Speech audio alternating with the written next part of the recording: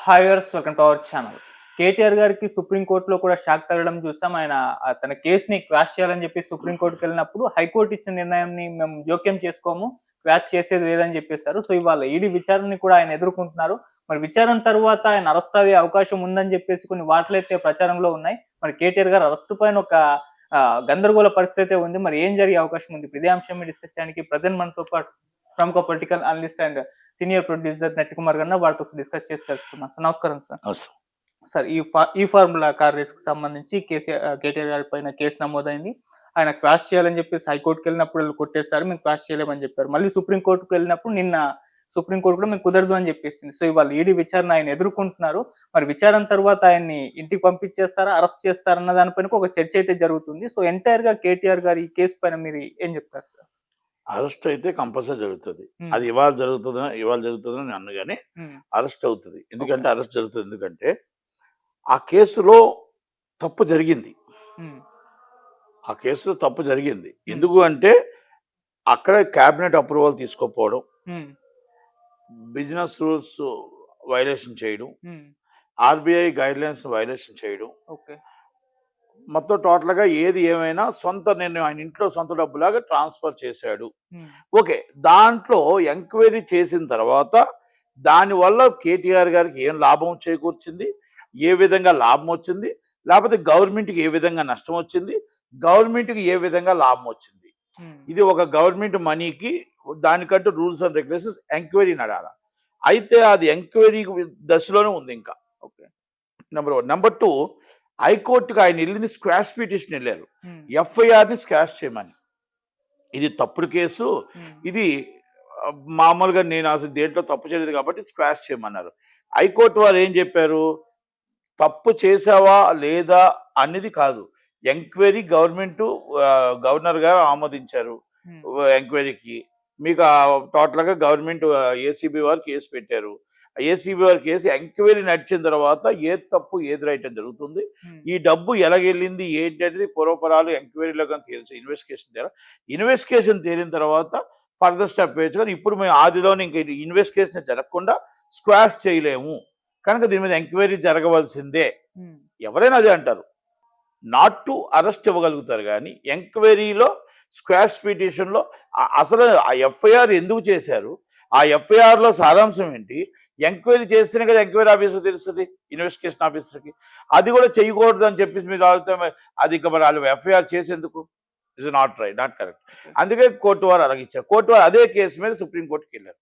Supreme court ఏమన్నారంటే, already ఈ కేసులో మేమేం జోక్యం చేసుకోలేము కనుక మీకు ఎన్నో ఆప్షన్స్ ఉన్నాయి కాబట్టి రావచ్చు. అంటే మీకు నాట్ టు అరెస్ట్ రావచ్చు, లేకపోతే యాంటిసిపేటరీ బెయిల్కి రావచ్చు, కానీ ఆదిలో ఎంక్వైరీ నడకుండా మీరు ఆపమనడం అనేది కరెక్టేనా అనేది ఇండైరెక్ట్గా ఏదో చెప్పినట్టు టీవీలో చూసాం. అయితే దాన్ని మీద హైకోర్టు వారు ఇమీడియట్లీ ఏదైతే వ్యాఖ్యలు చేశారు supreme court, immediately return to case return తీసుకున్నారు. రిటర్న్ తీసుకొని ఇంకో దాంట్లో ఆలోచించుకొని వేసుకోవచ్చు. ఒకటి, ఈడీ మీద కూడా ఆరోపణలు చేశారు వాళ్ళు. ఏమనంటే ఇది మనీ ల్యాండింగ్ వర్తించదు, నేను ఎక్కడ లంచం తీసుకోలేదు. మీరు తీసుకున్నారా లేదా అనేది ఎవరు చెప్పాలి? ఈడీ వారు చెప్పాలి. ఇన్వెస్టిగేషన్ అయిన తర్వాత మీ డబ్బుని ఆర్బీఐ గైడ్లైన్స్ ఉంది, ఆర్బీఐ గైడ్లైన్స్ ప్రకారం మీ డబ్బుని మనం ఎక్కడికైనా ఫారెన్ పంపించాలంటే ఎందుకు పంపిస్తున్నాం, దేనికి పంపిస్తున్నాం, ఏ రూపాన్ని పంపిస్తున్నాం, మనం ఎంత ట్యాక్స్ కడుతున్నాం, దానికి మనం ఆర్బీఐ అప్రూవల్ తీసుకొని పంపించాలి. Is the procedure. ప్రొసీజర్ మీరు ఫాలో అప్ అవ్వలేదు. ప్రొసీజర్ని ఫాలో అప్ అవ్వకుండా అర్జెన్సీ ఎలక్షన్ కమిషన్ అడ్డుంది, తప్పులేదు. ఎలక్షన్ కమిషన్ లెటర్ రాశారా? Very important. ఎందుకంటే ఈరాస్ కేసులో మనం డబ్బు కట్టకపోతే ప్రాబ్లం అవుతుంది కాబట్టి పర్మిషన్ ఇవ్వండి అని రాశారా? పర్మిషన్ ఏమైనా రిజెక్ట్ చేశారా? పర్మిషన్ ఏమైనా పెండింగ్లో ఉందా? నెంబర్ 1. బ్యాంక్ వారు కూడా వాళ్ళ డబ్బుని, ఎవరి డబ్బైనా మనం 10 లక్షల రూపాయలు డ్రా చేసి ఎందుకు డ్రా చేస్తున్నాం క్యాష్, ఈ దేనికోసం అనేది మనం డిక్లరేషన్ ఇవ్వాలి. Is RBI rule, income tax and RBI rule. మనం ఈ కోట్ల రూపాయలు ఎక్కడికి పంపిస్తున్నాం అనేది ఆర్బీఐకి డిక్లరేషన్ ఇవ్వాలి. ఆ డిక్లరేషన్ ఎందుకు పంపిస్తాం, బ్యాంక్ మేనేజర్ కూడా తీసుకోకుండా డబ్బు ట్రాన్స్ఫర్ చేయకూడదు. నెంబర్ 1. హెచ్ఎండిఏ అధికారులు, IAS officer and already principal secretary Arvind Kumar garu, వాళ్ళిద్దరు IAS officer, senior IAS officers. వాళ్ళకి రూల్స్ అండ్ రెగ్యులేషన్స్ తెలుసు. ఎవరో మినిస్టర్ చెప్పాడని చెప్పేసి పబ్లిక్ మనీని, గవర్నమెంట్ మనీని వితౌట్ ఇంటిమేషన్ ట్రాన్స్ఫర్ చేయడం ఫస్ట్ ముద్దాయిలు వాళ్ళే వస్తారు. ఓకే. ఇది ఎందుకంటే దాంట్లో వాళ్ళు స్టేట్మెంట్ మాకు కేటీఆర్ గారు కాదండి, నేను చెప్తాను, ప్రధానమంత్రి గారు చెప్తారు, లేకపోతే ఇంకోళ్ళు చెప్తారు, సోనియా గాంధీ గారు చెప్తారు. చెప్తే 100 కోట్లు ట్రాన్స్ఫర్ చేస్తావా, ఒక 1000 కోట్లు ట్రాన్స్ఫర్ చేస్తావా? ఆయనకి ఏ రైట్ మీద చెప్పాడు మినిస్టర్. కానీ మీరు ఐఏఎస్ ఆఫీసర్ అండ్ మీకు బాస్ ఎవరు? Chief secretary. Chief secretary permission లేదే, బిజినెస్ పర్మిషన్ లేదే, బిజినెస్ రూల్స్ పర్మిషన్ లేదే, క్యాబినెట్ అప్రూవల్ లేదే, మీకు జీవో లేదే, ఏ రైట్లో మీరు రికమెండ్ చేశారు? ఇవన్నీ కూడా ఇది చాలా పెద్ద కేసు. అంటే మీరు వైలేషన్ చేసుకుంటూ వచ్చారు.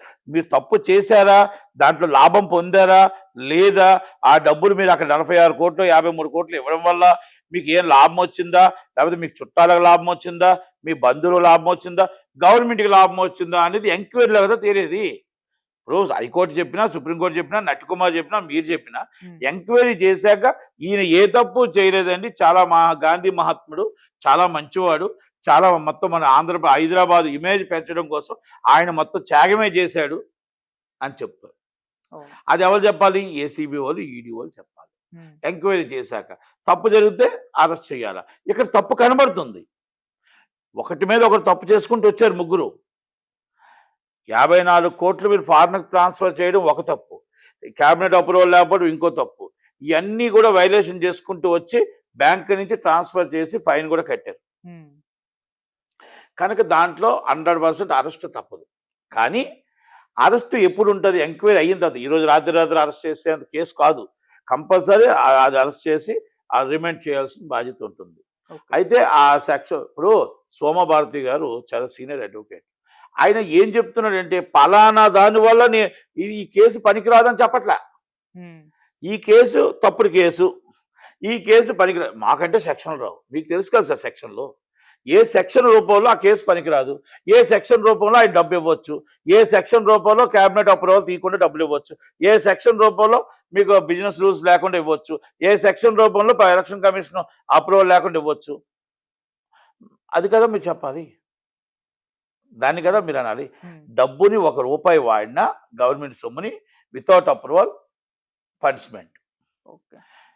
దానివల్ల మీకు బ్రాండ్ ఇమేజ్ పెరిగిందా, బ్రాండ్ ఇమేజ్ పెరగలేదా, అది మీ ఇంట్లో సొమ్ము తీసుకొని వెళ్ళి పెడితే బాగుంటుంది కదా. మీ దగ్గర పార్టీ ఫండ్ కొన్ని వేల కోట్లు ఉంది, ఆ డబ్బు తీసుకెళ్ళి మీరు వేసి నేను తర్వాత తీసుకుంటాను గవర్నమెంట్ దగ్గర గెలిచిన తర్వాత అని ఉంటే బాగుంటుంది కదా. అది అప్పుడు మీకు బాధ అనిపిస్తుంది, అమ్మో నా డబ్బు కదా అని. ఇది public money. Is a pain ఎవరికి ఉంటుంది? పబ్లిక్ ఉంటుంది కదా. కనుక కేటీఆర్ గారు పెద్ద మనసుతో కంపల్సరీ పబ్లిక్ మనీని ఆయన సొంత ఇంటి సొమ్ములాగా వాడాడు. కాబట్టి ఇది చిన్న పిల్లి పిత్ర కేసా, చిన్న కేసా, పెద్ద కేసా? ఆ పెద్ద కేసే మెడ చుట్టుకుంటుందని సుప్రీంకోర్టు నిన్న నీట్గా చెప్పనకే చెప్పింది. కనుక కేటీఆర్ గారు దీంట్లో అరెస్ట్ అవ్వడం ఖాయం. యాంటీ ఇన్స్పెక్టర్ బెయిల్ వస్తుందా, ముందస్తు బెయిల్ వస్తుందా, లేకపోతే అరెస్ట్ అయిన బెయిల్ వస్తుందా అనేది వేచి చూడాలి. 2 కేసుల్లో మనీ ల్యాండింగ్ వర్తిస్తుంది, ఏసీబీ కేసు వర్తిస్తుంది.